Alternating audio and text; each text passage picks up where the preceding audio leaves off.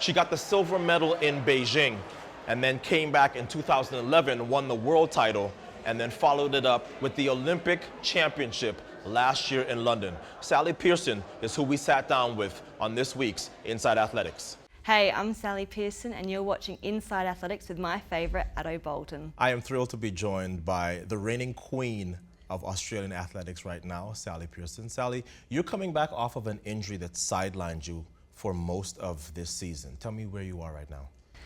I'm at a point in my career this year that I have to be very patient. I think a lot of athletes hate that word the most because we always like to be at our best. We always like to be going, and you know, it's just one of those things that you have to deal with. I think as an athlete, when you get injured, you have to play the waiting game. I injured my hamstring in the Australian season, which is at the start of the year in February, right. And that ruled me out. It didn't rule me out for most of the season, but I chose not to do the rest of the season simply because I knew I was on the team already, and all I had to do was get a good, strong base ahead of me leading into Europe, and that's what I did, and then had another scare in a relay run, and tore my hamstring again, but not as bad. It was only 1 centimetre, and it really, you know, made me realise how much our bodies are so important to us and how much we have to look after them and listen to them when they are needed to be listened to. And that I learned a big lesson from that second tear, but it got me back. I got back quicker, a lot quicker than I thought, because I had a physio following me around the whole time, so I could constantly get treatment on it. And you know, now it's the start of the season for me. I've run my second competition onto my third one, so I'm playing catch up, but I'm at a position where most athletes are at the start of the season. I read a story where you actually lost sponsors after the Olympic Games, one of your best races ever, and certainly the high point of your career.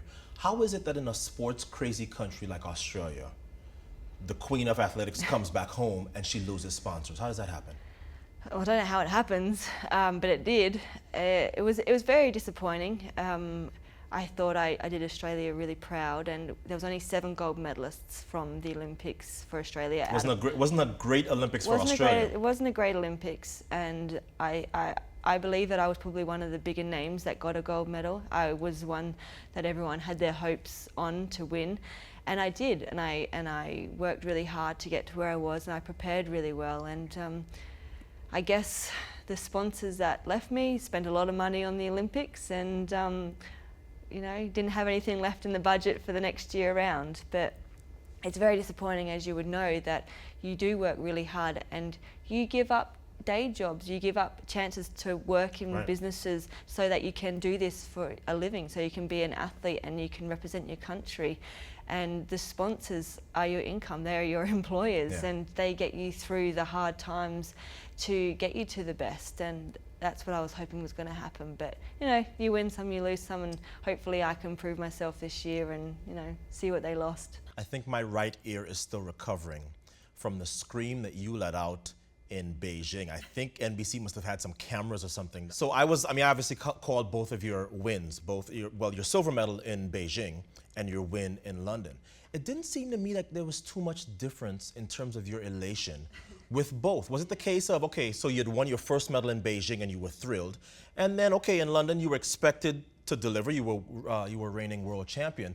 Tell me about the difference between those 2 medals and your reaction to them. The one in Beijing obviously was a lot more exciting for me because it was my first Olympics, my first Olympic final, and then all of a sudden I have this medal around my neck, and it was fake to me. It was fake to you? It didn't look real. I'm like, what am I? This got to give this back to someone, surely. Right. But at the same time, I knew I had the ability to be able to produce that result. But that was my sort of career starting point as to believing in yourself and you know, working hard to get those results, and having goals and hoping that you can achieve them. And that was my first experience at working hard, having major goals at an Olympic Games, and then achieving it was just out of this world. I couldn't believe that I could do so well at that and deliver on everything that I wanted to do, and to come away with an amazing achievement and have it really in your sights was something that I never imagined could happen. Were you surprised at your silver in Beijing? I wasn't surprised so much. I was just excited about the preparation that I had leading up to it, and everything that I wanted and it coming real. I think that was more exciting. I think you understand that when you work so hard for something and something finally happens, you're like, wow, this has worked. This is more exciting than anything. And I wasn't surprised that I won a medal. It was just more the fact that it was exciting that everything came together at the right time. And so in London, when you have the 4-year build-up of having that belief in your head that you can be the best athlete in the world, and the preparation that you do can become a gold medal winning performance, that's when I start having, not doubts or anything, but having the pressure build up on me. But I was so glad the Olympics were away from Australia, simply because I didn't have to see everyone's expectations on me. So it was more the fact that I can do this, I know I can, I just have to deliver on the day. And I've done this before, I've beaten these girls a million times before now. You're at the pressure stage, this is where it counts the most, and you've been wanting this for 4 years now, you've been building up for this, and let's just go out there and smash it. And when you cross that finish line and have your name come up on the board, I went down because I was just relieved. Like, thank God I've done that, you know. Right. It's just, it was obviously a happy moment for me, an exciting moment, but at the same time, more relief than anything. Now, I follow you on Twitter, and good, thanks. Yes. And at the U.S. Championships, Brianna Rollins, young upstart from the United States, ran 12.26 to smash the American record held by Gail Devers. Tell me where you were when you heard about the time and your first thought. I was in bed and it was like, I don't know, I think they were racing at midnight London time, and I was like, I gotta stay up for the finals, I've got to stay up for the finals. Right. I just kept refreshing. I knew it was going to be fast. I actually thought it was going to be world record. I really thought that she was going to break the world record, so I had to see it. I wanted to be like there when it happened, and I just thought, whoa, that's fast. I knew it was going to be fast. She'd been running fast all season, of course it was, and you know, I'm just glad that I'm not going for my first world title this year because it's going to be tough. And I'm actually a little bit proud about how fast she ran, because I feel I was a bit of part of opening up a world of possibilities.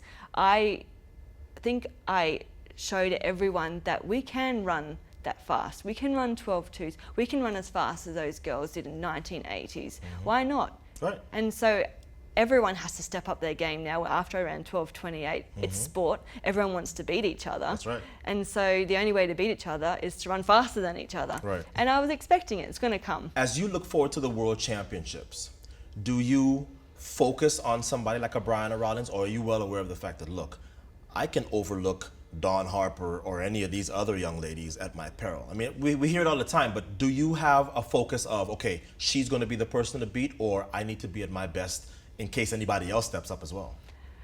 It's a very hard question to answer. I've never been in this situation before. With which situation?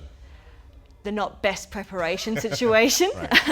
I've been injured for a lot of the year, and I'm only just starting my season in a situation where I would like to run faster, but it's not happening yet, and I'm trying to get my rhythm back to run faster at the end of this month and then into August. So at the moment, Brianna Rollins is so far ahead that I feel like it's untouchable. The time, not her, I guess. Because I've never raced her before. I don't know what she's like. I don't even know what sort of person she is. I don't know how she is going to race off US soil in the European season. It's her first professional year. So at the same time, you want to concentrate on yourself. That's the ultimate thing that every athlete wants to do. Track athletes are very good at that. They want to concentrate on themselves. They're very selfish people. They want to look down their line, especially sprinters. They want to look down their line and say that they are going to win this race. You don't go onto a track wanting to come second, but you also have to be realistic about what you can do. I believe I can win. I still believe I can win. I believe I can get on that podium. It's going to be very tough. It's going to be very tough, especially with Dawn Harper being so consistent. She's ready to peak at, you know, she's running 12.6, 12.6, 12.6. When's it going to break? When's it going to break? She's going to, you know, get that faster time. Brianna Rollins, like 12.3, 12.3, 12.3, like 12.2, holy crap. And now what do I have to do? You know, like 12.6, 12.7, come on, what's going on here? But I have to be patient, as I said at the start. it's annoying and it's frustrating because you want to be in that mix, you want to be competitive, but you know you're not 100% ready for that yet. But I think in 6.5 weeks' time, I will be. I have to thank you and your fellow hurdlers because I'm a broadcaster and you guys line up every single week. It seems like there's no ducking. Yeah, no. I thought that your performance in 2011 at the World Championships was the best hurdles. It's certainly the best hurdles race I've ever witnessed with my own two eyes. Great. And your race against Dawn Harper in the Olympics last year, Yeah. I thought was one of the best races of the entire game. So on behalf of all track and field fans, thank you. Thank you very much. Thanks for joining me. Thank you.